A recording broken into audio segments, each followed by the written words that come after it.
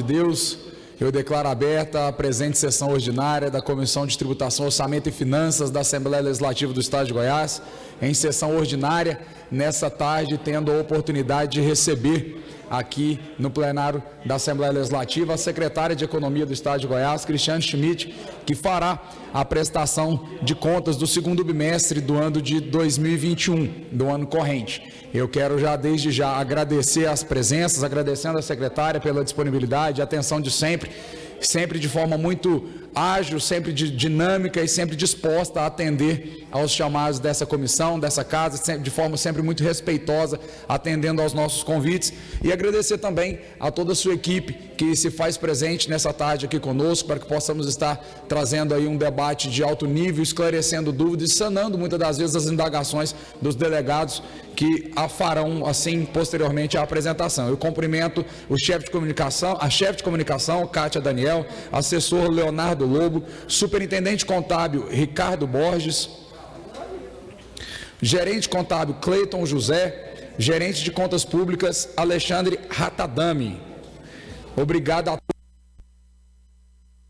Às vezes que você vem a essa casa, sempre traz seu time aí competente, pessoas, homens e mulheres que têm se doado aí ao governo do Estado de Goiás, ajudando nós a sanar as contas do Estado e fazer com que tenhamos capacidade cada vez mais de investimento e devolver aí os serviços públicos a toda a população. Agradeço também aos deputados que se fazem presente em plenário. Quero cumprimentar aqui a deputada Leda Borges, deputado Humberto Teófilo, deputado Antônio Gomide e os demais deputados que acompanham de forma híbrida e remota a presente sessão, a quem eu cumprimento aqui, posso ver na tela, o deputado Rubens Marques e também deputado Hélio de Souza. Para que nós possamos fazer os encaminhamentos dessa audiência, que tem um caráter solene e especial na tarde de hoje, eu gostaria de pedir aos deputados que possamos fazer os encaminhamentos, de ouvirmos inicialmente a secretária, que tem aqui os esclarecimentos, e que posteriormente nós já possamos abrir as falas para que os deputados possam estar fazendo seus questionamentos e as suas colocações. Tá? Então, secretária, seja muito bem-vinda à comissão mais uma vez. Essa casa te recebe de braços abertos, sempre muito feliz de poder ter oportunidade de diálogos, como temos tido ao longo dessa gestão à frente da Comissão de Tributação, Orçamento e Finanças. Seja muito bem-vinda, uma boa tarde, e a casa se alegra com a sua presença. Uma boa tarde a todos. Boa tarde, deputado Tiago. É um grande prazer sempre estar aqui com vocês, podendo trazer as informações de maneira transparente e com certeza, ficarei aqui com uma disposição muito grande para ouvir os questionamentos, as dúvidas depois que por acaso venham a ter, para que a gente possa tentar se explicar da melhor maneira possível. Então, aqui eu começo a minha apresentação, se puder colocar, um pouco, apontando aqui, primeiramente, que nós estamos falando das contas do segundo bimestre de 2021. Então, trata-se de 4 meses, né? Janeiro, fevereiro, março e abril. Então, sempre que eu tenho a oportunidade, eu gosto sempre de divulgar quais são os valores da Secretaria da Economia, que tudo que nós fazemos dentro da Secretaria da Economia, ele é pautado por 5 valores: pela desburocratização, pela transparência ativa, pela institucionalização, pelo serviço de excelência, pela gestão ética, técnica e eficaz. O resumo dos nossos dos dados que eu vou trazer aqui para os senhores mostra um pouco que desde janeiro de 2019 a gente está fazendo um árduo trabalho de fato tentar colocar de volta Goiás nos trilhos, para que Goiás, daqui por diante, fique numa trajetória, seja para esse governador, seja para o próximo governador em 2022, para o próximo em 2026, para o próximo em 2030 e assim por diante. Então, aqui dentro da minha equipe que está aqui, é uma equipe extremamente técnica, é uma equipe que está realmente se virando dia e noite, noite e dia, para nós tentarmos aqui, de maneira muito empenhada, trazermos esses resultados. Então, aqui, o primeiro resultado que eu tenho para apresentar para vocês vai ser o resultado, as duas metas, né? Nós cumprimos as duas metas, fazendo esse resumo, resultado primário e resultado nominal. Nós alcançamos o resultado primário e nominal. A nossa RCL, ela teve um aumento, né? E aí a RCL, só lembrando, ela é vista sempre em 12 meses, não é no período apenas de 4 meses, é de 12 meses, começando em maio de 2020, terminando em abril de 2021, teve um aumento. Nosso resultado orçamentário observou-se um superávit. Com relação à educação e saúde, que a nossa meta é sempre do pagamento em dezembro, a nível de 25% e nível de 12%. Nesse momento, até agora, temos aqui como despesas liquidadas um aumento com relação ao período anterior, estamos aí com 20,45%, e na saúde estamos com quase 11%, um aumento nas despesas de 15%, e o resultado previdenciário, apesar da reforma da Previdência, tivemos aí um resultado negativo que cresceu em 10%, de 1,32 bilhões de reais. Lembrando que, se não houvesse tido a reforma da Previdência, esse déficit iria superar significativamente esse valor. Então, passando para o resultado primário, uma coisa que vale a pena comentar para todos que estão aqui presentes. Eu sei que quem é economista acaba seguindo a economia, acaba entendendo o que está acontecendo, mas está acontecendo tanto no nível federal quanto também no nível estadual. O crescimento das receitas, ela se deu muito com base na inflação. Tá? E no nosso caso em particular, também do refis. Então, quando a gente olha o resultado primário, nós notamos que houve um aumento nas despesas, mas o aumento das despesas ela foi menor do que o aumento da receita primária. Receita primária aumentou ao redor de 2 bilhões e a despesa primária aumentou um pouco menos de 1 bilhão de reais. Então, é interessante observar também que essa receita também ela é fruto de que no período lá de 2020, nós tivemos o início da pandemia, foi em abril de 2020, quando nós tivemos um impacto negativo muito grande na nossa RCL. Então, isso certamente está causando um efeito aí que não é estrutural. Muito obrigada. Que ele não é estrutural, ele é conjuntural. Temos aí um refis que até o presente momento a gente está na ordem da ordem de grandeza de uma arrecadação extra, ou seja, não recorrente, de uns 900 milhões de reais. Naquela data, até 30 de abril, nós tivemos uma receita extra de 600 milhões, o que também ajudou nesse resultado primário. Então, note aí que tem problema, nós temos aí alguns fatores conjunturais que nos levaram a ter esse crescimento das receitas, quase que 1 bilhão de reais superior que o crescimento das nossas despesas, e isso aí nos colocou numa situação de um resultado primário acima da meta que nós havíamos nos comprometido. No slide posterior, eu acho que é muito importante a gente colocar que o crescimento da receita, ela pode decorrer tanto de aumento de PIB real, quanto de inflação. Se nós notarmos no gráfico à esquerda, nós vamos verificar que o crescimento no primeiro trimestre de 2021, ele foi negativo, né, o crescimento real da economia aqui goiana. Ele cresceu 1,1%, ele decresceu, na verdade, 1,1%. Se nós observarmos no gráfico ao lado, que é a inflação acumulada nos 12 meses, nós podemos observar que o IGPM, ou IGPDI, ou seja, a família IGP, ela cresceu de uma maneira exacerbada, isso muito em função da questão do aumento do preço das commodities, do aumento do dólar, e isso faz com que haja o que nós economistas chamamos de pass-through para a inflação. Então, isso aí foi carregado por esse aumento de preço de commodities concomitante ao aumento do dólar ou desvalorização do real.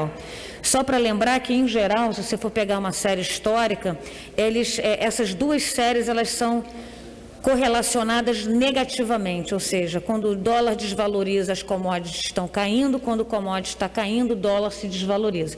Nesse momento não ocorreu isso, ocorreu justamente uma conjunção de desvalorização cambial com aumento do preço das commodities que favoreceram o Brasil, tanto é que a União também está apresentando um aumento de receita muito em função disso. No nosso resultado nominal, como eu havia já mencionado, nós alcançamos a meta. A meta ela está do lado direito, que ela tinha sido uma meta negativa, e com a suspensão da dívida, agora de uma maneira que a gente espera que seja definitiva, pelo menos por algum período, nós tivemos aí um resultado nominal que acrescenta os juros, né? Ela positiva. No tocante à dívida consolidada líquida, é bom colocarmos o seguinte: o primeiro gráfico mostra que nós tivemos um aumento da dívida consolidada, muito porque nós tivemos a incorporação daqueles juros não pagos que vão ser incorporados aí na nossa dívida consolidada. Esse valor de 24.455, queria apenas fazer uma observação, que houve um erro metodológico da STN e que foi computado aí um valor de 726 milhões adicionais e que eles vão ser revistos e vamos retirar, então vai ter uma ratificação das nossas contas com relação a isso em particular. Colocamos esse resultado porque é o que está lá na nossa conta nesse momento, mas já aviso que ela vai ser ratificada.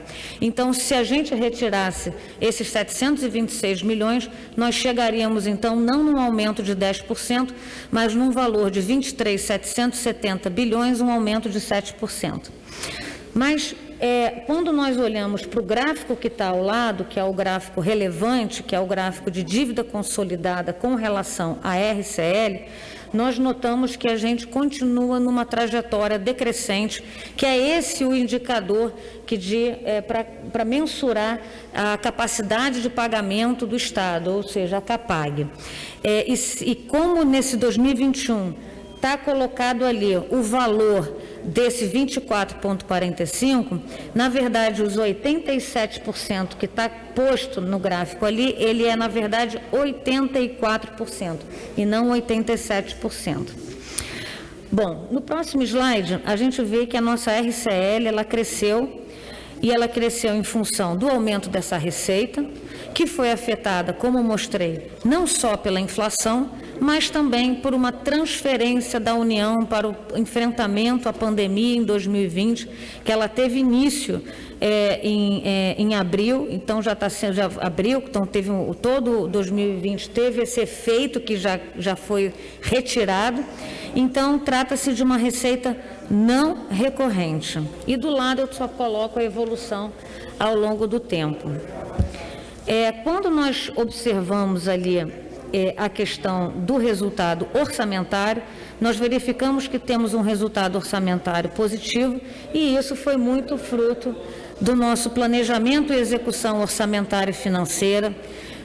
Honramos passivos atrasados, pagando rigorosamente em dia os servidores, os fornecedores, consignado e pasgo, lembrando que nós, até chegarmos aqui no Estado, nós chegamos com 2 folhas atrasadas, consignados não pagos e atraso também no IPASGO.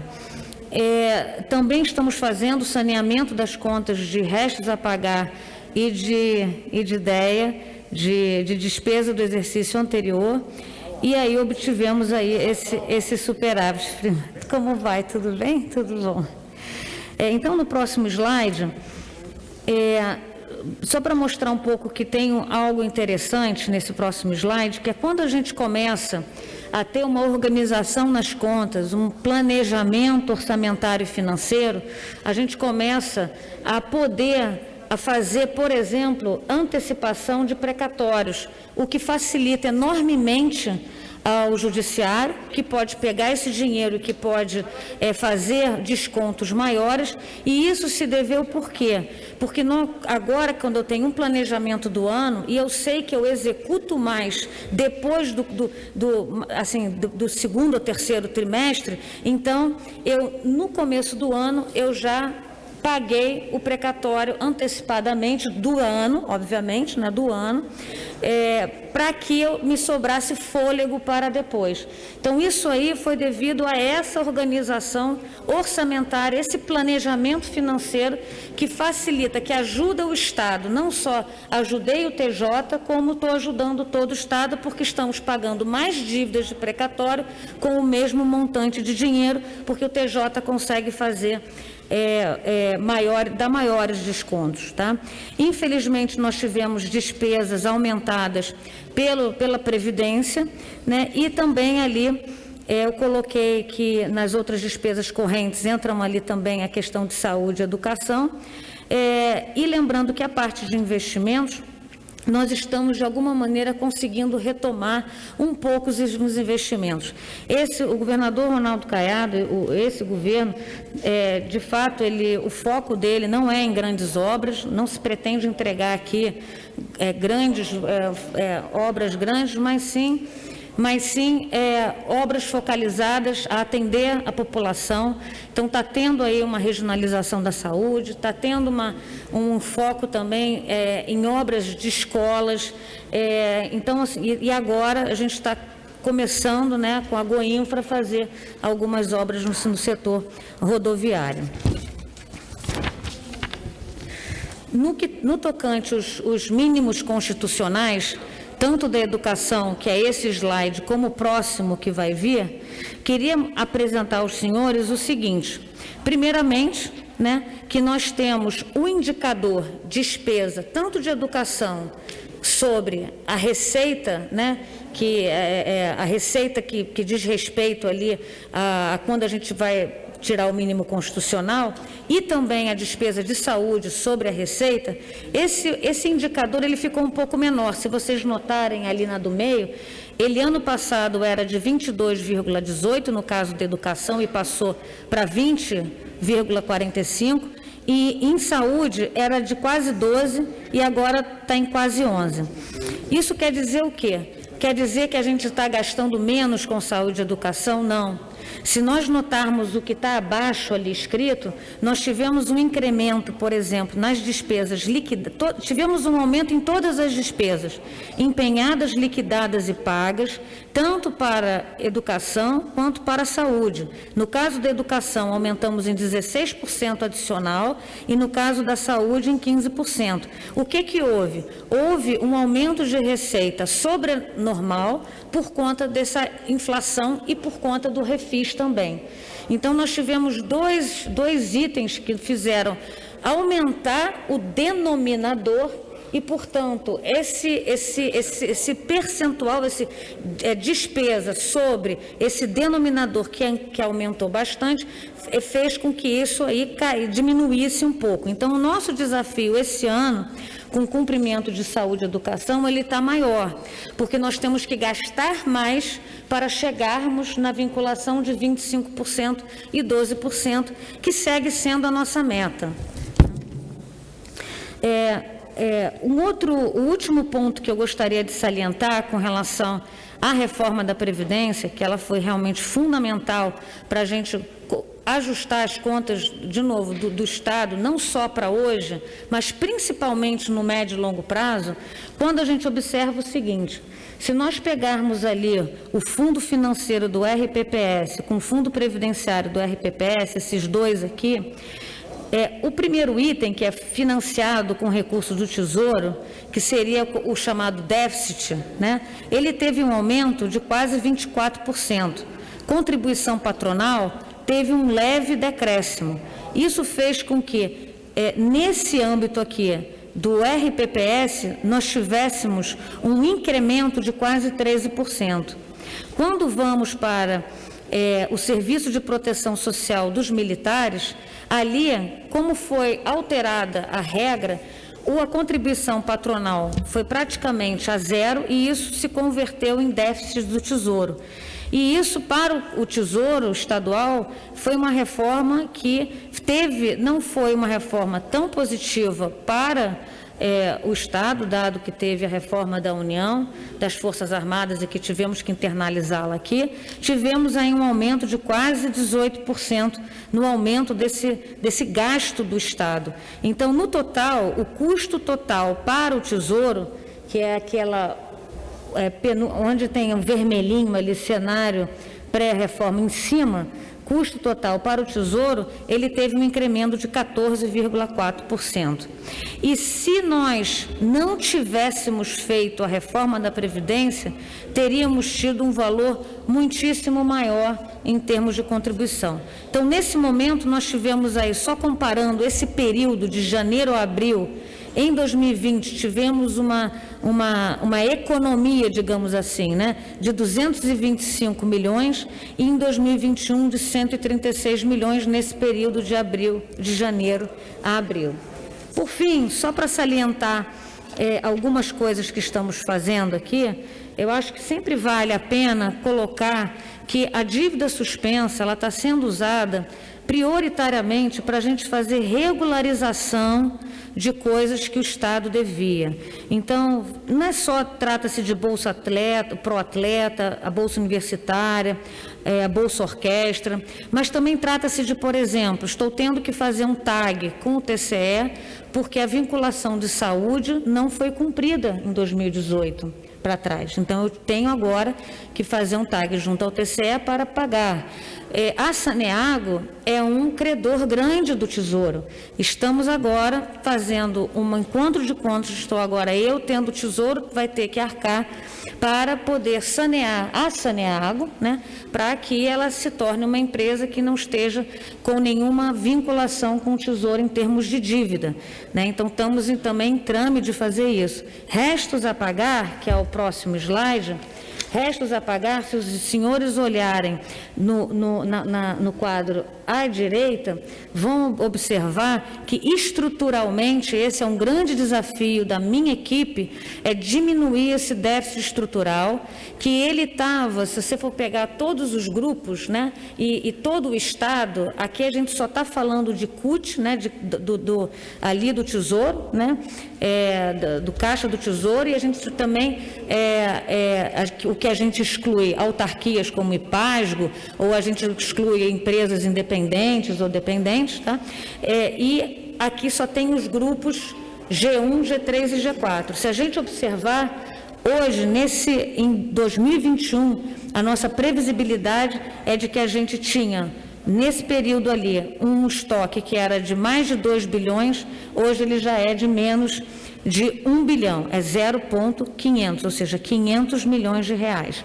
Esse seria esse restos a pagar estrutural que a gente está fazendo questão de eliminar para deixar um legado positivo. De novo, enfatizo, minha equipe, a minha equipe técnica, é uma equipe que veio para cá para tentar realmente ajudar o Estado. Então, não pensamos somente nesse governo, mas pensamos nesse governo e nos demais. Então, a gente quer melhorar a vida do cidadão na ponta. A gente quer dar melhor educação, melhor saúde, melhores condições, enfim, tudo que possa atingir de fato o cidadão. De novo, por último, que eu acho que é o último slide aqui, só vale comentar, de novo, eu fiz um agradecimento aos deputados federais, aos senadores daqui de Goiás, e volto a fazer esse agradecimento, porque nós vamos ter uma redução na nossa dívida de aproximadamente 200 milhões ao ano, por conta da renegociação que foi feita lá, foi aprovada uma lei em Brasília, em que os contratos de dívida com a União relativos à Lei 8727, eles foram agora modificados e as condições deixaram de ser IGPM mais 7 e passaram a ser IPCA mais 4. Isso vai nos dar uma economia de hoje até 2034. Então, repara que o que estamos tentando fazer é não só mexermos no estoque da dívida que a gente quer a gente quer manter ele ou decaindo ao longo do tempo, né? pouquinho em pouquinho, mesmo tendo juros que vão ficar suspensos, e a relação dívida consolidada RCL sempre decaindo, é a nossa meta, e a questão do fluxo, queremos melhorar as receitas, estamos aí fazendo um programa junto à Receita Federal de uma melhora de como a gente pode melhorar as nossas malhas para poder pegarmos os devedores contumazes ou aqueles sonegadores que acabam trazendo concorrência desleal, né?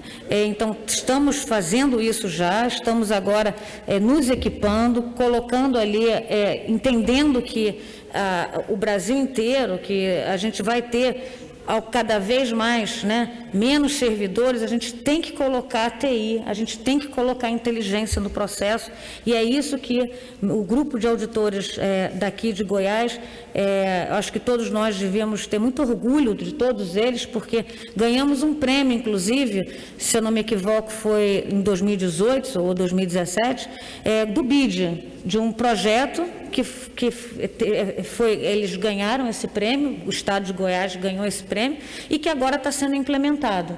Então, é com muito orgulho que eu digo que eu acho que o Fisco tem trabalhado com muita austeridade, de maneira extremamente profissional.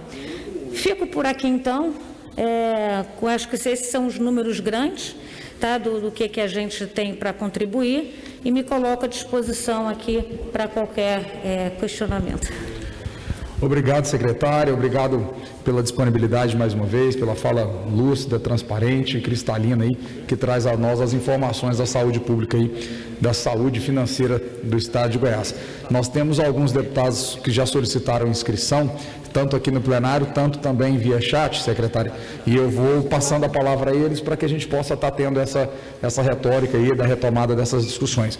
Primeiro inscrito, e solicito para fazer uso da fala, deputado Humberto Teófilo, por gentileza, amigo.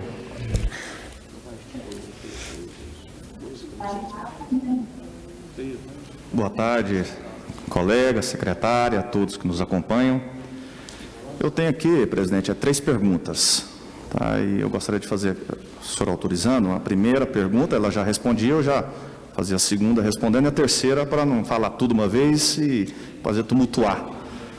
Tá? Então, a primeira pergunta... Deputado, veja se não é possível você fazer as 3 perguntas e ela te responde já numa tomada de decisão para otimizar também a nossa programação. Tudo bem, então vamos lá. Secretário, o governador, ele garante que haverá novos concursos em Goiás. Ocorre que o orçamento, ele foi aprovado sem prever o impacto financeiro para novos servidores.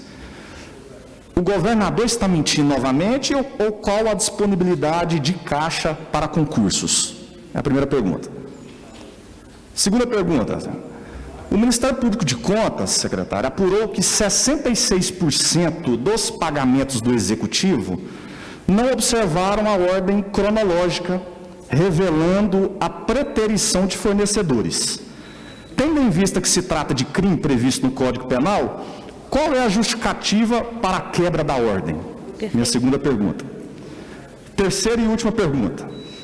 O que justifica o esforço para ingressar no regime de recuperação fiscal e estabelecer um teto de gastos, sendo que o Estado gastou mais de 54 milhões com publicidade e propaganda, aumentando 56% em relação a 2019? Essas são as 3 perguntas. Obrigado.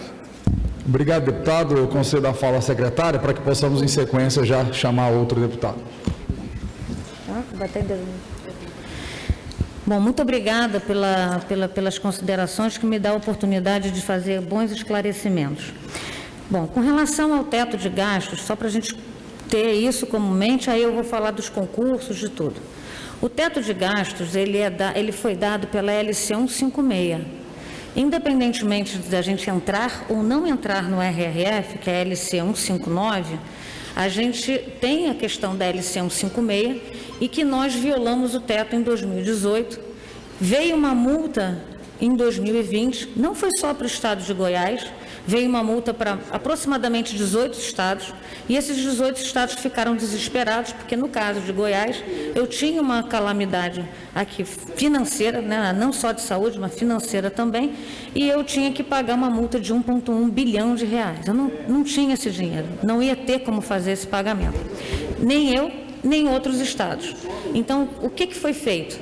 Foi um acordo lá com a União, foi uma lei que saiu, em que eles iriam absolver essa multa de todos os estados e que esses estados teriam que cumprir, então, o teto de gastos da LC 156 por 3 anos consecutivos, 21, 22 e 23. Podemos fazer isso é um ponto, tá? Então, tudo que a gente está fazendo, esse ano, inclusive, que vai ter que ser, a gente vai ter que fazer observância desse teto. O que esse teto, em geral, diz, que é o teto um pouco parecido com o da União, é que a gente pode gastar em qualquer coisa, mas ele não pode passar da inflação, tá? É basicamente isso, só para fazer um resumo, que inclui a questão dos novos concursos, que inclui dar progressões e promoções, que inclui dar alguns aumentos, desde que contemplados numa lei, desde contemplados no caso da entrada do RRF, que provavelmente ocorrerá em janeiro do ano que vem, vão ter que estar contempladas no plano. Então, hoje, assim, não só o Executivo, mas todos os poderes estão fazendo a sua trajetória de pessoal num período maior, se planejando para que a gente possa trazer isso para o plano de maneira conjunta do Estado. Então, não tem vedação. A LC 181, ela traz uma alteração na LC 159, assim como a 178 também trouxe.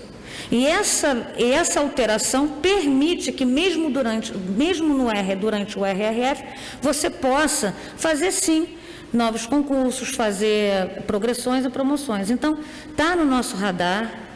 A gente vai fazer dentro das limitações e de maneira planejada, mas não só o Poder Executivo, mas também todos os demais poderes.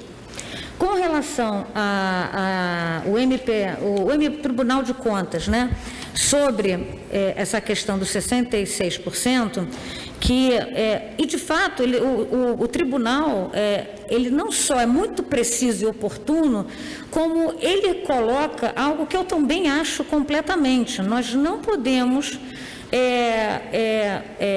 deixar de cumprir regras e, obviamente, você ter que fazer o cumprimento da nossa ordem cronológica, ela é importantíssima. Porém, o decreto, nosso decreto, que ele cadê o número aqui dele? 9.000, cadê? O decreto 9.561, de 21 de novembro de 2019, ele disciplina o pagamento. Ô, deputado, tá bom.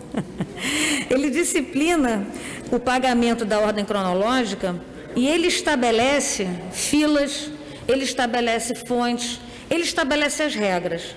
Então, vamos supor que você é o gestor de uma pasta e você queira furar a ordem cronológica.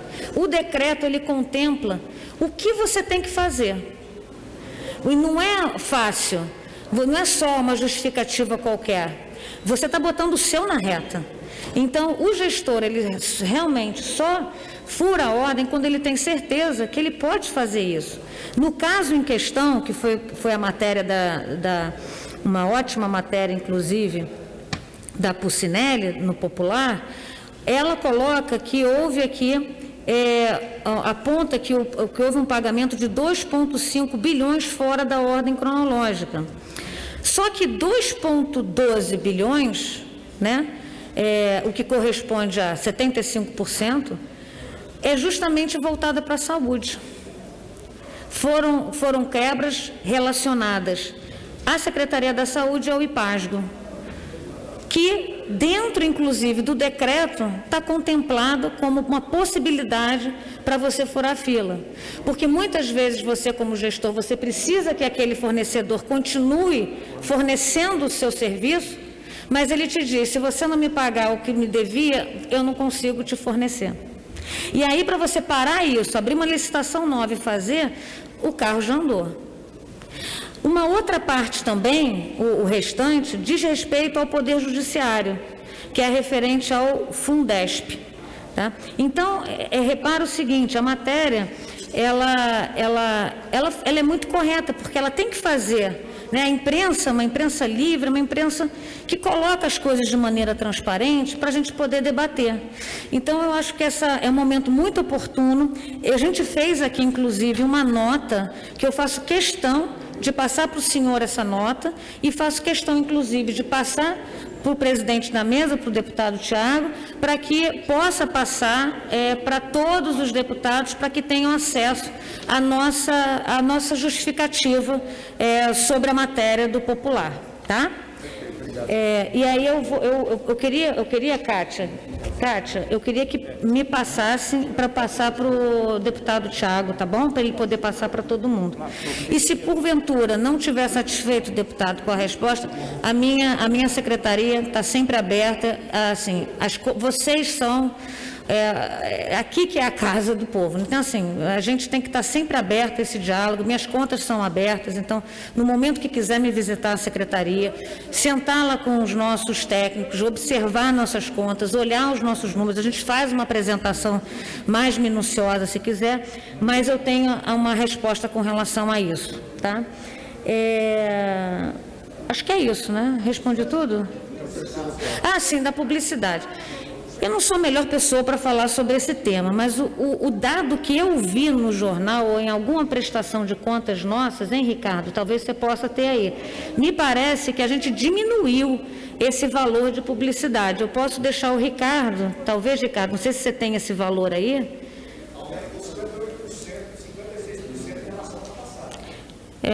Se você tem esse dado aí, Ricardo... Tá. Ele vai confirmar o dado, porque como eu estou sem o dado aqui, então não tenho como... Mas ele vai confirmar, ele confirmando a gente responde, tá bom? Perfeitamente, secretária. Sim, deputado. No microfone, por gentileza, deputado.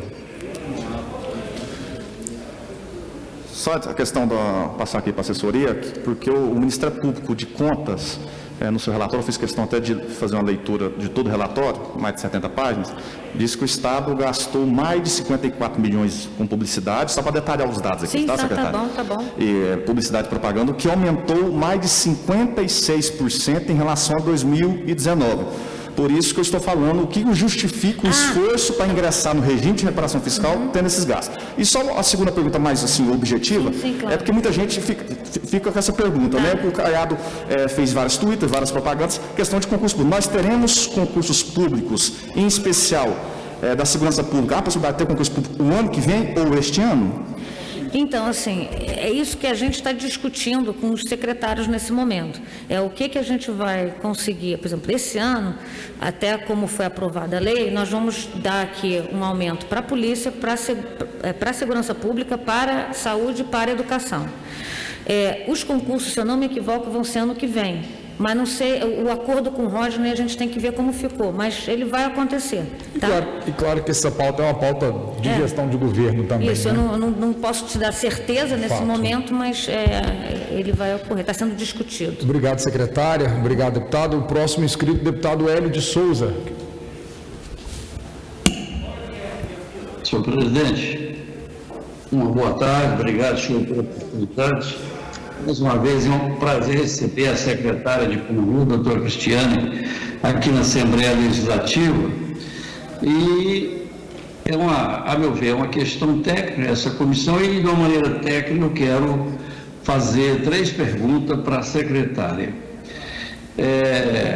Tenta-se, e eu acho que é errado, tentar discutir o que foi no passado, o que é hoje, mas eu gostaria de fazer a primeira pergunta. Na época que o governo Marconi assumiu, em 99, teve uma moratória semelhante ao que aconteceu hoje. E naquela época, a dívida que foi assumida então pelo governo era de aproximadamente 3 orçamentos.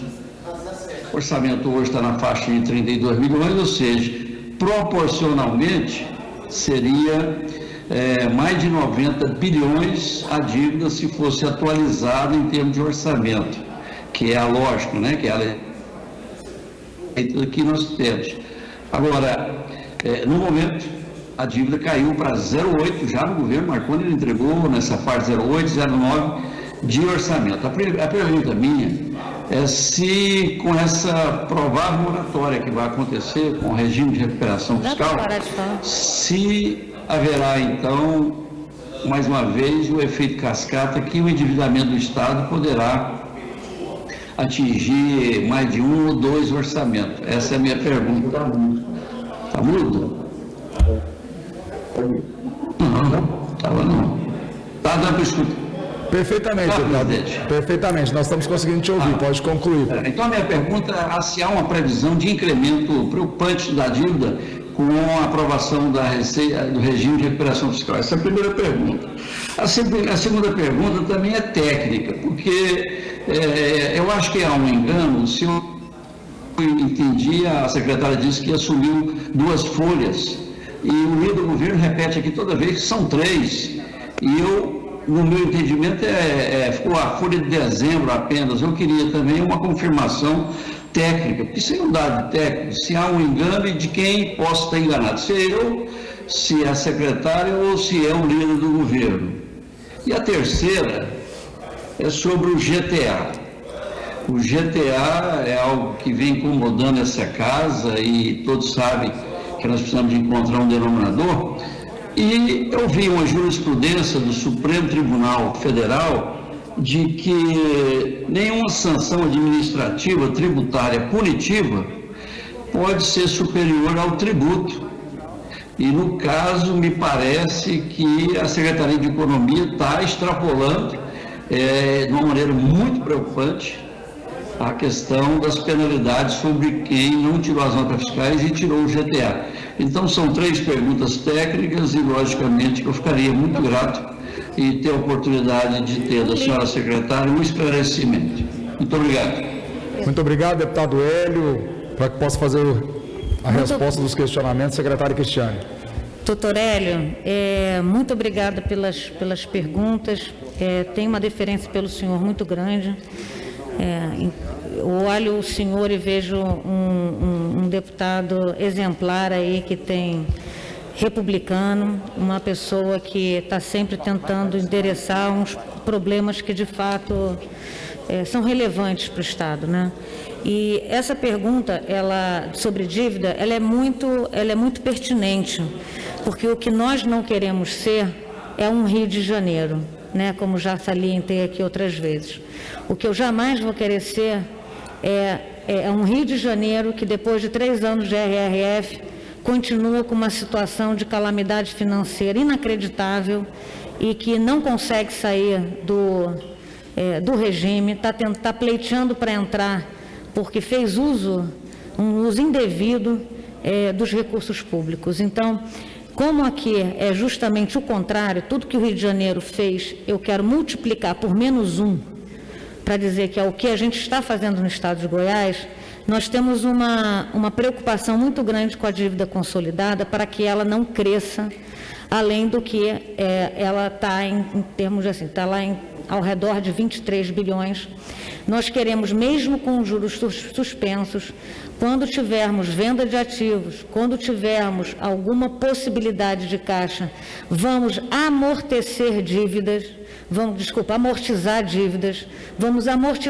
justamente para não permitir que essa dívida consolidada aumente. Mas mais do que isso, doutor Hélio, se tem um indicador que eu olho todos os dias na minha telinha que eu tenho lá na minha sala, é a dívida consolidada sobre RCL. E ela tem caído ao longo do tempo. Acho que os governos anteriores fizeram um bom serviço, sim, de continuarem pagando a dívida nessa trajetória. Então, essa trajetória ela está decrescente já há algum tempo e eu pretendo continuar com essa trajetória decrescente. Então, a gente tem uma preocupação com isso, sim. O novo RRF, doutor Hélio, ele é diferente do anterior. Ele não não permite mais que os estados fiquem com dívida suspensa por um tempo indeterminado, em 100%. Você vai tendo que pagar aos poucos. Eu tenho já uma previsão do que vai acontecer, com muito prazer, doutor Hélio. Se o senhor quiser, eu vou ao seu gabinete, faço uma apresentação para o senhor sobre essa questão da dívida, para dar até, inclusive, mais conforto para o senhor. Com relação à folha de pagamentos, quando nós chegamos no Estado, havia um não pagamento total da folha de dezembro, uma parte relevante de novembro. Então, em termos de folha, era uma folha e meia, mas, além disso, havia todo um consignado atrasado, tanto de dezembro quanto de novembro. Então, se a gente junta isso tudo, você pode fazer aí, se você não quiser falar de consignado, é como se você estivesse devendo 2 folhas, tá? Em termos de valores, né? O que seria de termos de valores. Então, é mais ou menos isso, tá? Mas, assim, eu acho que isso, na verdade, não importa. Importa que a gente já colocou em dia. Os servidores, que é a quem a gente deve satisfação, estão recebendo no último dia útil que trabalham. O consignado, apesar de eu, Tesouro, poder ficar com um mês com esse consignado comigo, eu não fico, eu passo diretamente para o banco. O IPASGO está sendo pago corretamente. Então, o servidor, ele desde 2019, quando nós fizemos a regularização da folha, nós regularizamos tudo que diz respeito a servidor. E por último, doutor Hélio, com relação à GTA e à nota fiscal eletrônica, eu tenho a grande satisfação de convidar todos os deputados que estão aqui. Vai ter aí um evento na terça-feira, se eu não me equivoco, né? Porque vamos emitir finalmente a GTA com a nota fiscal eletrônica conjunta. É uma pauta do governador, um pedido expresso do governador desde que chegamos para que isso acontecesse. É uma pauta também da FAEG, do deputado Zé Mário, que tem falado a importância que é isso para a população. Então, a gente vai fazer, então, a GTA com a nota fiscal eletrônica conjunta, para que daqui por diante esse problema não exista mais. A questão do passado, a minha sugestão que eu já dei, inclusive para produtores que vieram conversar comigo, judicialize, porque na esfera administrativa eu não tenho como agir, mas eu acho que se o produtor tem claro que é uma causa que vale a pena, então tem que judicializar. Essa é a minha recomendação. Já tinha até falado sobre isso. Só para finalizar, aí o senhor... agora, na reunião do CONFAZ que vai ter, a reunião do CONFAZ, ela precede a reunião do CONCEFAZ, e nessa reunião, assim como havia prometido, quando vim nessa casa, já conversei com o presidente Lissauer, e que o presidente Lissauer já foi convidado, e o presidente Lissauer determina quem ele achar mais conveniente para participar de uma reunião com os secretários de Fazenda do Brasil todo, na reunião do CONCEFAZ, que precede a reunião do CONFAZ, para tentar argumentar com os demais secretários com relação a essa causa. Então, já havia eu levado essa pauta ao CONCEFAZ. Infelizmente, o CONCEFAZ votou contrariamente, mas, dada a solicitação de levar essa pauta novamente, com muito prazer, eu passei todas as informações para o presidente Lissauer, para que ele fizesse a requisição à presidência do CONCEFAZ, para que eles pudessem, então, participar da reunião, tá? Do CONCEFAZ. Alguma consideração, deputado? Só questão de senhor presidente, só uma dúvida. Perfeitamente. Tá. Secretária, a minha pergunta, eu gostaria que a senhora não precisa responder agora, não. Eu gostaria que a assessoria jurídica da Secretaria não respondesse para a Assembleia, através dessa comissão, se essa cobrança da punição não está acima do valor do tributo, porque se tiver é inconstitucional. Então eu gostaria de uma resposta oficial lá para a comissão desse questionamento, porque há uma jurisprudência do Supremo Tribunal Federal que nenhuma penalidade pode, de multa ou qualquer que seja o tipo, não pode ultrapassar o valor do tributo. Então eu gostaria de ter essa resposta de uma maneira oficial da Secretaria para Claro, com muito prazer. Nossa Comissão de Tributação. Com muito prazer. Ok? A quem encaminha? Tá bom, obrigado. A presidência? Perfeitamente. A presidência da comissão aguarda o encaminhamento da resposta, ótimo. sem dúvida. Tá ótimo. Obrigado, deputado Hélio de Souza. O próximo inscrito, deputado Henrique Arantes. Por gentileza, deputado. Obrigado.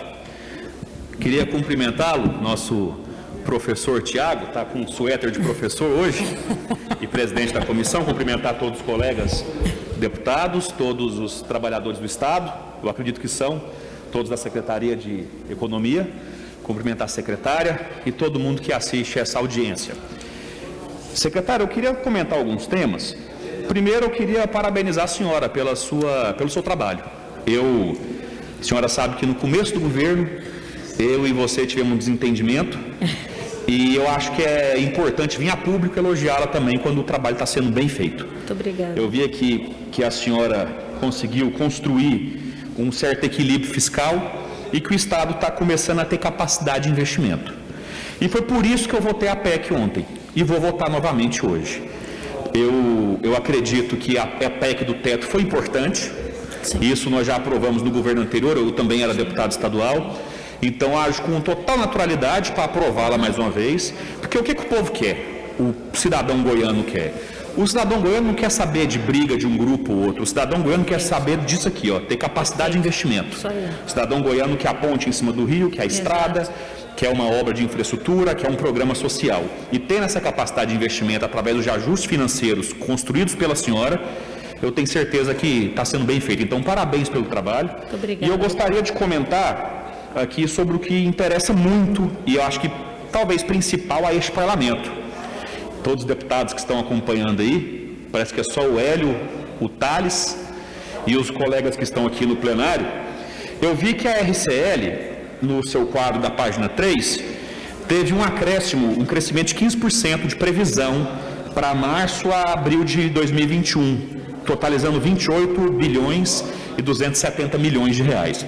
Eu queria só fazer uma pergunta rápida. Esse valor já é a previsão para dezembro? Como é que ela vai fechar o final do ano ou só o período? Não, esse aqui é o seguinte, esse número no quadrinho aí em cima, que está muito pequenininho, mas está assim, acumulado entre maio de 2020 e abril de 2021. Certo. A RCL, ela é sempre assim, 12 meses, ela é calculada em 12 meses.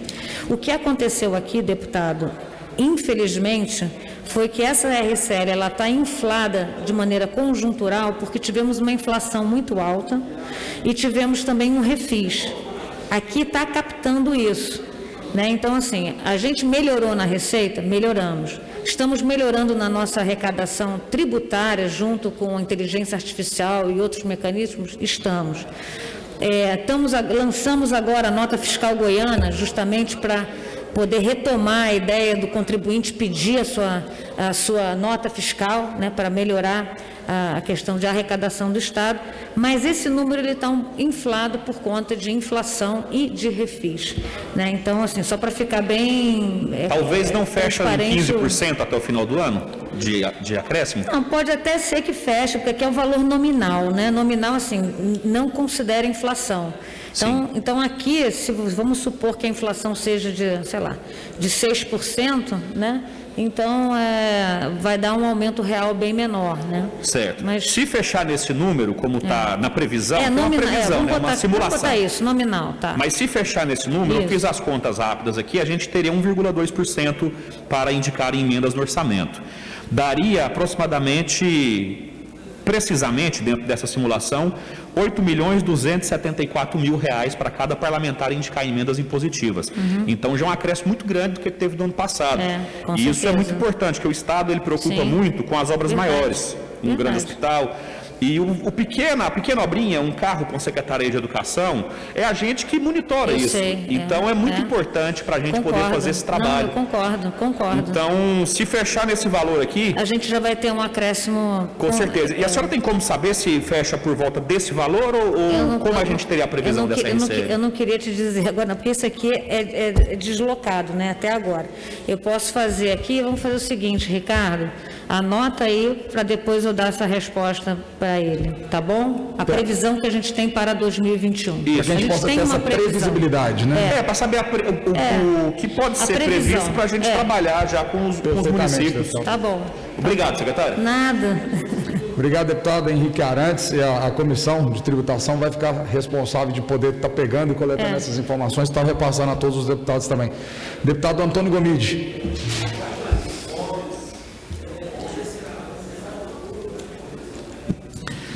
Boa tarde, secretária. Parabéns aí pela exposição. 3 perguntas para não fugir da regra dos outros deputados. Pois também. Hoje está assim, né, deputado? Cada um faz 3 perguntas. É isso.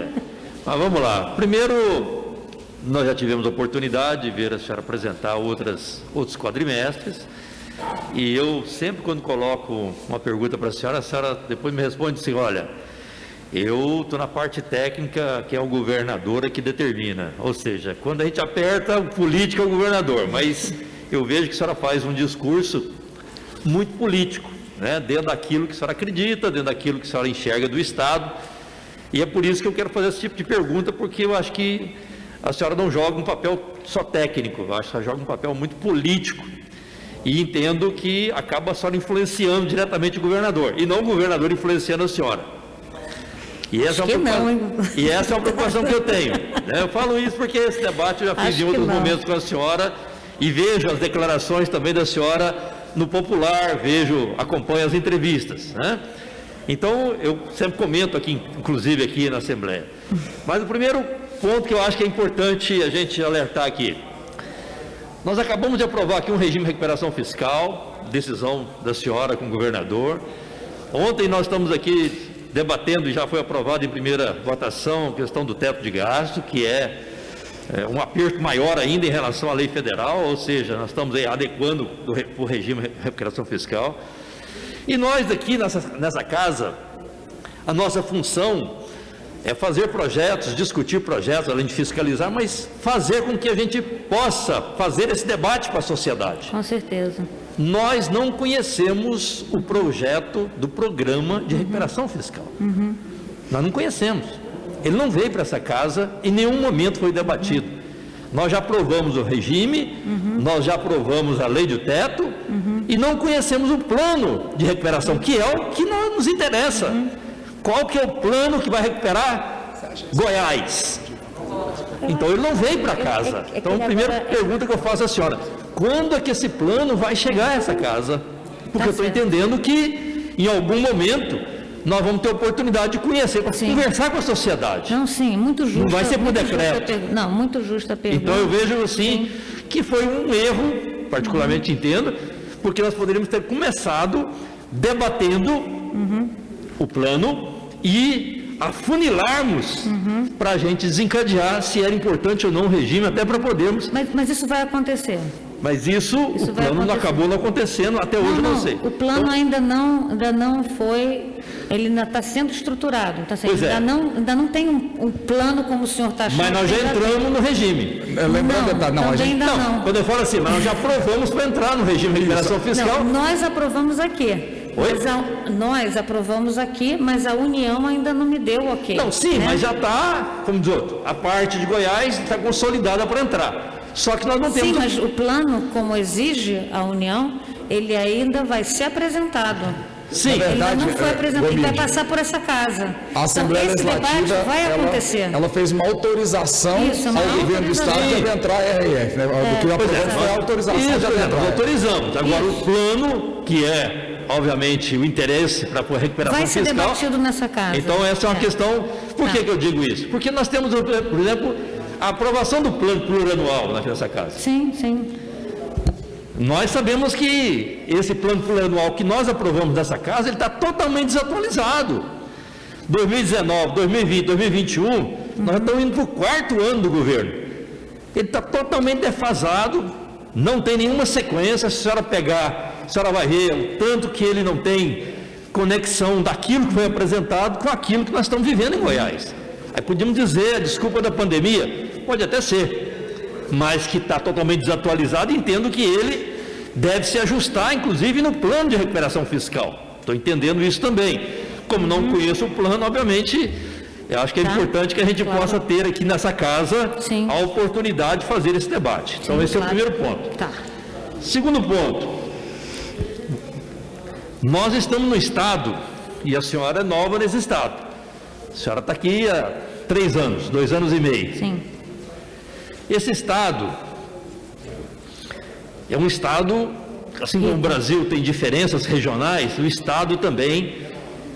Região Norte é uma vida. Sim, Nordeste também. Nordeste é outro mundo. Sim. Região Sudoeste é outro. É o paraíso. Então, assim, nós precisamos, um pouquinho também. Nós precisamos entender que da forma como nós estamos vivendo essa pandemia, Goiás é um estado segundo de arroz, segundo de soja, feijão, milho, segundo rebanho bovino. Sim, concordo. E nós não temos um programa de renda mínima nesse momento de pandemia. Nós temos 17 estados do Brasil e o Distrito Federal que tem um programa de renda mínima. E nós estamos terminando aí dezembro com a vacina conta-gota no Brasil inteiro, sem um programa de renda mínima no estado de maior produção de alimento, e com 400 mil pessoas goianas passando fome. E esse dado, a senhora sabe de quem que eu estou falando? Foi a própria ex-secretária Luciana que disse isso no Popular, não é meu. Mas esse programa de renda mínima não aconteceu. E isso já tem desde novembro do ano passado, dizendo, olha, nós vamos implantar. E já estamos em julho. Amanhã é julho. Então essa é outra questão que eu vejo que a senhora joga um papel importantíssimo como secretário de Economia, no sentido de fazer aquilo que entendo. A senhora pode dizer, não, mas isso aí não é da minha alçada. Claro que é, porque estrategicamente para a economia do que nós estamos fazendo no Estado, um programa de renda mínima, isso impulsiona e faz, obviamente, movimentar a economia. Então, esse é um ponto que eu acho que é importante. Então, gostaria aqui de solicitar e deixar aqui um pedido para que o Estado realmente possa implantar no segundo semestre esse programa de renda mínima para essas pessoas carentes, até porque o Estado, ele realmente é muito diferente e as regiões mais pobres estão sofrendo. E, por último, nós estamos aí agora, nosso tutor aqui agora vai ser o Tesouro Nacional, né? A Secretaria de Tesouro Nacional é que vai acompanhar as contas nossas nesses próximos 10 anos. A preocupação que nós temos aí é com relação, por exemplo, reposição salarial. Nesses últimos 3 anos, 2 anos, está indo para o 3º, a pergunta, nós vamos ter a reposição salarial? Vai cumprir a questão da database e nós vamos ter aquilo que não foi reposto em função da entrada agora da Secretaria, em função do regime de recuperação fiscal, nós vamos já começar para fazer essa reposição salarial? Essa é uma pergunta. E outro, em função desse regime, nós paramos o esporte no estado de Goiás. Secretaria de Esporte, ela não existe no estado de Goiás, ela só está no nome. Não tem um professor de educação física em qualquer cidade tem um programa de esporte. Secretaria de Cultura, não tem cultura, nós não temos um programa, nós não temos nenhum incentivo, não temos uma prefeitura que tem hoje possibilidade de estar abraçada com o Estado para fazer a parte cultural. E nós estamos entrando num regime que vai ainda apertar, e sequer nós estamos aí fazendo reposição salarial do servidor. Então a pergunta que eu faço para a senhora, como que a senhora analisa a vida, porque são 10 anos, não é um mês, né? Nós estamos recuperando fiscal, A recuperação fiscal vai acontecer, beleza, nós não sabemos nem o programa, tudo bem, o plano vai estar aqui. Mas e a nossa vida? E a cultura? E o esporte? Obrigado, deputado. Antes de passar até a palavra à secretária, faço um compromisso aqui com todos os deputados que compõem esse parlamento, em especial a Comissão de Tributação, Orçamento e Finanças, que assim que tivermos aí o projeto da RRF elaborado e ser apreciado pela Secretaria de Tesouro Nacional, que essa comissão possa marcar uma audiência juntamente com a Secretaria para a apresentação para os novos pares do programa que hoje a Assembleia Legislativa deu o aval, né, para que o Estado possa fazer a adesão e que a gente tenha esse compromisso de apresentar a Secretaria. E aí eu faço um pedido, de certa forma, oficial dessa comissão para que possamos ter esse momento junto à Assembleia Legislativa. Está ótimo. Muito obrigado. Com a palavra, secretária. Deputado Gomide, suas perguntas foram todas muito oportunas, todas. Com relação ao plano, eu acho que eu já de alguma maneira esclareci que ele ainda não está pronto, então, portanto, não há que apresentar algo que não esteja pronto, mas já me fiz aqui o compromisso de que quando estiver, a gente faça uma apresentação aqui para os senhores, para que a gente possa fazer o amplo debate. Me permita só discordar de um ponto que o senhor trouxe, que é com relação ao PPA. O PPA, a gente tem feito algumas reformas nele importantes. Então, o PPA hoje, coisa que nunca aconteceu no Estado, mesmo tendo uma Secretaria de Planejamento, nunca houve um alinhamento entre orçamento e financeiro, coisa que pela primeira vez ela está tendo. Então, a gente está tendo um cuidado muito grande e com toda a nossa problemática de sistemas que tem o Estado, que tanto o governo anterior como esse governo ainda estão sofrendo, estamos fazendo um processo de licitação, estamos trazendo novos sistemas, mas é impressionante a precariedade de sistemas de TI que tem o Estado. Mas mesmo assim a gente conseguiu fazer do PPA uma diminuição nos projetos e nações para ele se encontrar com o orçamento e com o financeiro. Então, aqui, por exemplo, dentro do nosso PPA, sempre teve ali a questão da regionalização da saúde, mas os números de hospitais eram maiores do que a gente realmente já botou no que eu chamo de PPA ajustado, que é o PPA ajustado para a realidade financeira e orçamentária.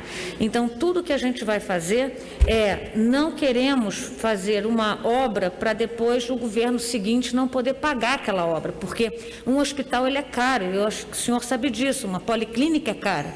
Às vezes, inclusive, é o mesmo valor daquela obra. Então, a gente diminuiu o número de policlínicas e hospitais que nós iríamos fazer, porque a gente não quer deixar aí um custo que não vai conseguir ser bancado por governos posteriores.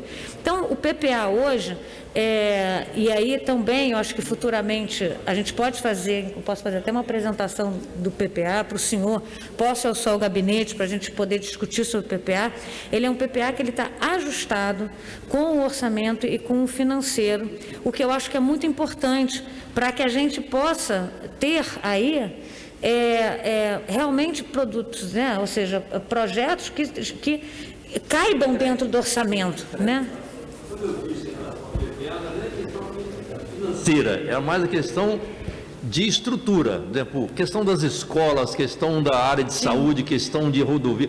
Ele está totalmente desconexo em relação ao jeito que foi feita a programação. Então, eu precisaria apresentar para o senhor como é que ele está. E eu faço questão aí Ricardo, Selene, que a gente faça uma apresentação para o deputado, vai ao gabinete. Já estou me convidando para ir ao seu gabinete, deputado, para fazer essa apresentação. Com relação ao programa de renda mínima, esse de fato é um debate nacional, né? Sempre um debate importante, um debate que de fato a desigualdade no nosso país ela é brutal. Infelizmente não é diferente aqui no estado de Goiás, Nordeste goiano, Norte goiano, Ele tem também problemas muito sérios, né? O entorno de Brasília é outro, né? Você tem regiões, cidades ali que eu fui com o governador conhecer e de fato da gente chorar, porque realmente é uma situação muito ruim, precária.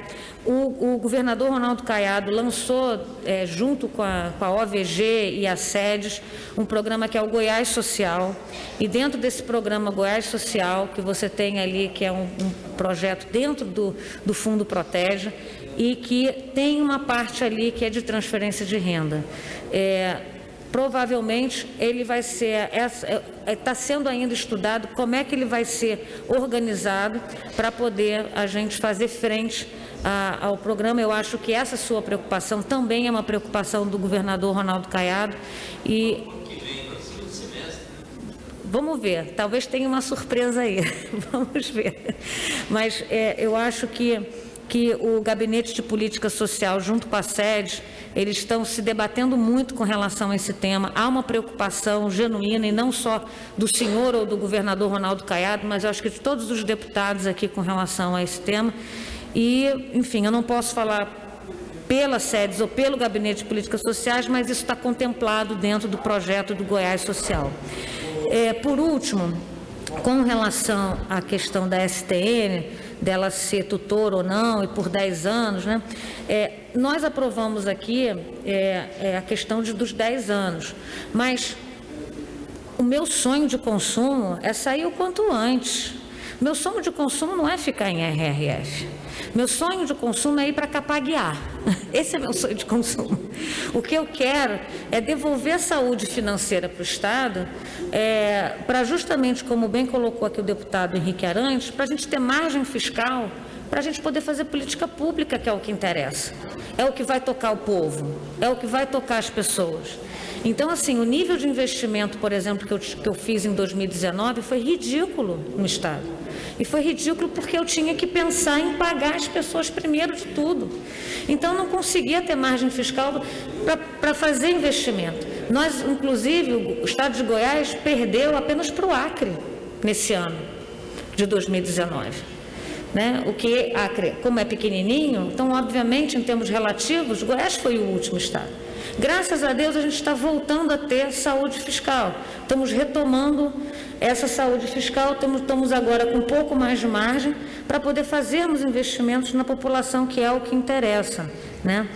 Agora, então, assim, com relação a progressões, promoções, ou aumentos, ou vantagens, isso tudo vai estar contemplado dentro do plano. Então, isso tudo está sendo estudado, e não só pelo Poder Executivo, mas por todos os poderes, porque todos os poderes têm que fazer suas também recomposições daqui e acolá. Então, a gente tem que fazer isso, mas qual é a beleza do teto? E aí eu falo como cidadã, né, brasileira, né, acima de tudo. Eu acho ótimo que a União tenha um teto. Por quê? Porque eu vejo as contas da União e eu vejo que a margem fiscal da União está cada vez menor, os investimentos estão cada vez menores, os investimentos públicos, os investimentos em infraestrutura viraram uma coisa ridícula, e isso porque as coisas foram se deteriorando. Então, ter um teto é importante para que as nossas despesas caibam dentro da nossa receita. Óbvio que todo mundo quer aumentos, concursos, botar dinheiro aqui, acolá, sem sombra de dúvida. Mas existe uma limitação na receita que eu estou tentando, via trabalhos junto ao fisco, para ver se a gente consegue, de fato, aumentar de forma consistente a nossa receita, não de forma esporádica, né, de forma consistente, estrutural, para que a gente possa realmente fazer, por exemplo, como Espírito Santo e Ceará, né, que tem aí margens de investimento altíssimas, porque tem uma saúde financeira. Mas falando sobre a questão de esporte e cultura, eu não consegui entender de fato a relação do RRF com esporte e cultura, porque... mas aí é uma questão de que a gente está voltando a investir e está voltando a fazer o... Mas não tem a ver com o RRF, sabe, deputado? Não, quando eu digo isso, para contrapor um pouco essa tese da senhora em relação a tal da lei de teto de gasto. Por exemplo, nós estamos desde 2007 na lei de teto de gasto. A federal foi aqui em Goiás desde 2008. Agora Mas nós descumprimos. Oi? Nós descumprimos em 2018. Na verdade, o teto 2017 federal e 2018 aqui em Goiás. Então está desde 2017. Não, mas o teto... Né? Mas a gente explodiu, né? Então, assim, as nossas despesas... Sim, mas o que de lá para cá melhorou? É isso que nós estamos falando, porque, na verdade, o que nós estamos apertando... Eu não quero é explodir o teto. Não, eu quero seguir o teto para poder sobrar margem fiscal para a gente justamente, assim como o senhor, eu também acho que a gente tem que investir naquele que mais precisa. Mas está acontecendo exatamente o contrário. Cada vez que tira mais do social, mais faz o ajuste fiscal e o teto de gasto está colocado desde 2017. Aqui em Goiás, desde 2018, nós atingimos o quê? Então nós estamos aí, a gasolina lá em cima, o gás lá em cima, a inflação lá em cima, o desemprego, com teto de gasto, Quer dizer, nós estamos fazendo agora regime de recuperação fiscal. Imagina, eu fui prefeito. Eu detestaria Secretaria de Tesouro Nacional na minha porta da Secretaria de Finança. Mas repara o seguinte... Porque me tira total criatividade, total capacidade de investimento, inclusive de poder ter liberdade de fazer uma gestão, porque eles vão me determinar, não só a questão fiscal, mas de ter uma interferência direto na criatividade, inclusive, da gestão. É isso que eu digo em relação ao esporte e em relação à cultura. Só para te colocar um pouco a expectativa aqui, pelo menos pela lei, né?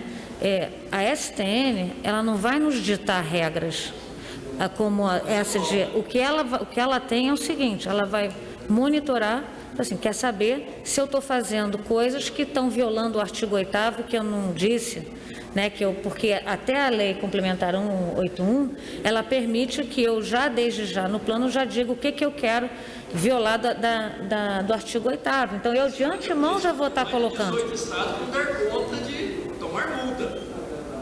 Inclusive Goiás em 2018. Mas agora me tem aqui. Agora eu não deixo não. Vou deixar não. Tá bom, eu acho que é isso, né? É isso, secretária. Eu agradeço a atenção. Dizer que hoje nós somos prestigiados aí pelo fato da sessão ordinária ser num período mais tarde, nós tivemos aí a oportunidade de termos uma sessão delongada, com a participação bem tranquila aí dos deputados que tiveram a oportunidade de forma remota ou presencial, fazendo seus questionamentos de forma bem aberta e tranquila, e desde já eu quero agradecer à secretária pela atenção, secretária, pela disponibilidade, pela presteza e também, obviamente, pelo seu tempo, que estendemos hoje aí cerca de 40 minutos a mais do previsto da nossa audiência, com a sua presença, com a presença de toda a sua equipe aqui, que prestou contas e respondeu todos os questionamentos de forma muito aberta, de forma muito transparente e dando, obviamente, muita segurança a todos nós. A Comissão de Tributação, Orçamento e Finanças agradece mais uma vez a sua presença, a presença de toda a sua equipe e com certeza estaremos sempre buscando mais informações, não só quando estivermos juntos na prestação de contas, mas também, obviamente, quando pautas tivermos, e que eu quero cumprimentar a sua equipe, a pessoa Danilo, que está sempre presente conosco aqui, né, tem sido um grande parceiro na elaboração dessas pautas junto conosco e tem sido um grande guerreiro, parabenizá-lo pela gestão juntamente com toda a sua equipe e deixo aberto o espaço para suas considerações finais, caso queira fazer, e essa comissão agradece mais uma vez a sua presença. Eu gostaria de agradecer a toda a minha equipe que está aqui presente e gostaria também de agradecer aqui todos os deputados que aqui estão presentes, que só ajudam a trazer um debate mais claro, mais transparente e com muito prazer. Meu gabinete está sempre aberto para todos que queiram ir lá, para conversar, entender as informações. Tenho como valor aqui fundamental a transparência ativa, né, que nós sempre estamos aí. Podemos ter algumas divergências conceituais com algumas coisas, mas certamente eu estou sempre aberta para poder fazer as colocações e ouvir também e aprender e modificar meus pensamentos. Isso aí é o que acontece no dia a dia. Muito obrigada aqui pela oportunidade de estar aqui mais uma vez. Obrigado, secretária, pela oportunidade, pela atenção, como já foi dito, e a toda a sua equipe. Eu peço aos deputados que estão nos acompanhando e a todos que estão presentes, para que possamos, logo após a gente fazer a despedida aqui de toda a equipe do corpo técnico da secretaria, nós possamos apreciar as matérias que estão na ordem da pauta do dia, tá? Que a gente possa fazer isso agora logo em sequência. Me permitam ausentar da presidência por poucos minutos para que eu possa apenas fazer aqui a despedida da secretária. Tá? Muito obrigado a todos que acompanharam aí também, juntamente de forma remota, essa presente sessão, onde tivemos aqui a prestação de contas do segundo bimestre, do primeiro quadrimestre de 2021, com a presença da secretária Cristiane Schmidt.